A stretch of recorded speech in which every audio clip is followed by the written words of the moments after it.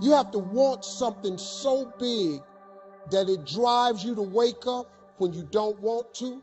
It keeps you up at night when you long been sleepy. It makes you show up, do things you wouldn't normally do. It requires extra. I don't know who this is for. I don't know what you've been through. I don't know how bad it hurt you. It hurt pretty bad. You survived, but something on the inside died in the process. And you're a shell of what you would have been, what you could have been, what you ought to have been, because life has cost you so much that you're walking the depths. And most people don't work on their dreams. Why? One is because of fear. The fear of failure. What if things don't work out? And the fear of success. What if they do and I can't handle it? These are not risk takers. Poor people say, I can't afford it, I can't do that, I don't have time. It's an escape, you know what I mean? It's easy to say, I can't afford it. Oh, I'm too tired. Oh, I can't go to the gym. You know, when you could go to the gym. No, I can't. The truth is, I'm just too lazy to go to the gym. The people that are going to own it are going to be the ones that did that work. And the one promise that I can make you right now is that somebody out there is out working. Somebody right now is doing the things that I'm saying. Somebody right now is doing the work of failing and getting up and getting better and pushing themselves and triggering that glorious adaptation response that makes humans the apex predator. Someone right now, they're putting in that work. The things that you're feeling, clenching up, feeling like you're not good enough, feeling like you're not ready, doubting yourself, kind of spending too much time thinking about how much time you've wasted. You cannot overcome those thoughts because they keep rising up and they've become a habit, it's sort of a pattern. You are going to feel like an imposter until you push through that clenched up moment over and over and over again. And then suddenly, through action, you're going to see that you're not an imposter at all. You're actually the kind of person that pushes through and does what he or she says they are going to do. Is knowing what it is your life worth. What is it that gives your life a sense of meaning and purpose? Because once you find that, it puts you in your power place. See, if you know what your life work is, I encourage you to start working on it. If you can't do it all at one time, do just a little bit of it.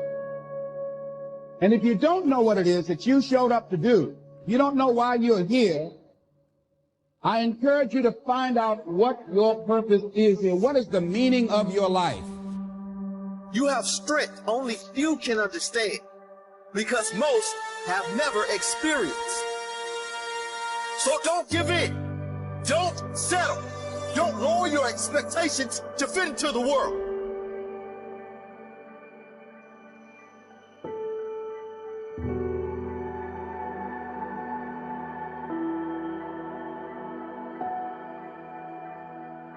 As Daniel Pink said, people fail to achieve mastery not because they aren't talented, but because they aren't disciplined. Most people, if they really look at how they're living their life today, it's based on a set of standards, a set of beliefs that they made choices about 10, 20, 30 or more years ago. Pain will change us. Heartache, loss, disappointments, they don't leave us the same. Every painful time, even though you don't like it, it's developing something in you that can only be developed in the tough time. So an incantation is not only you speak it, but you embody what you're saying with all the intensity you can. And you do it with enough repetitions that it sticks in your head. Like It's a Small World, now the conversation in your head is always the same and it gives you what you want. And the problem with most of you never felt no pain before. Y'all spoiled. Pain is temporary. It may last for a minute, or an hour, or a day, or even a year. But eventually, it will subside. And something else will take its place. If I quit, however, it will last forever. Not only is it possible for you to have your dream, but it's necessary that you go for what is yours in the universe. You've got to want that pressure. You've got to want things to be hard. You can't seek out the easy life. You can't just hope and pray that you can uncover inside of you some talent that's laid dormant that you didn't know about that's going to let things be easy for you. Don't want the easy. Want the hard. Want the pressure. Want the thing that's going to turn you into something. Eventually, that will pass. You'll get through it, but you will be different. In those tough times, when you're uncomfortable, going through a loss, dealing with an illness, you could easily let it overwhelm you. Now, how the pain changes you is up to you. It's like, that's real life. You have other ways to look at your scenario. And, you know, it's like, I'm trying to speak to that demo, to those kids, to those people, to the young people out there like that. Even to the older people that are like, maybe I need to stop my job and like pursue something else. Or maybe I need to reevaluate what I want to do. You know? But when you decide what's most important to you, your brain goes after it. Everyone I know who's successful builds what I call an RPM plan. An RPM is built on the metaphor that the way to get from where you are to where do you want to go to the fastest is you got to build power, like in a car, RPMs. And the R stands for they know the result they're after. They know what they want precisely. If you don't know exactly what you want, or you let yourself get beyond that into something general, you're not going to achieve it.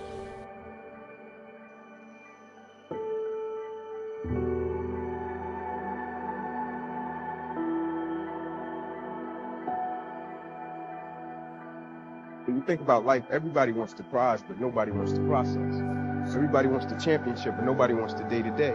Everybody wants to win games, but nobody wants to put in the work that it takes to win games. And the Bible talks about in Proverbs, it says, the laborer's appetite works for him, and his hunger drives him on. The laborer's appetite works for him, and his hunger drives him on. And so my question to you all is, what's your appetite for winning?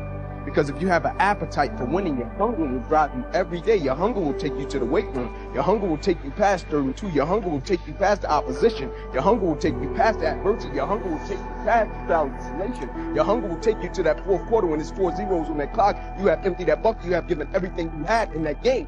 See, it's a certain mindset, man, when you attack this game. The game of football, it's not about skill. That's what people miss the boat on. This game is not about, it has nothing to do with skill. It has nothing to do with a 40-yard dash. It has nothing to do with jumping a 40-inch vertical. What this game is about, it's about will. That's it. It's not about skill. This game is about will. And so the moment that you make up in your mind, the day that you make up in your mind that you are going to play this game for God and give everything you got to it, you can't help but to give everything you got. And that's the moment that you will realize this game has nothing to do with skill. I've seen plenty of talented guys fold. I've seen plenty of talented guys get hit in the mouth and they didn't want it. I've seen plenty of talented guys get punched in the face and they go back to the sideline. They stand beside their coach and they don't want it no more. They make up excuses. I've seen plenty of talented guys. They ran a 4.2 and a 40 and bench press 325 pounds. When 3rd and 1 came up, they tapped their helmet to come out of the game. That has nothing to do with skill.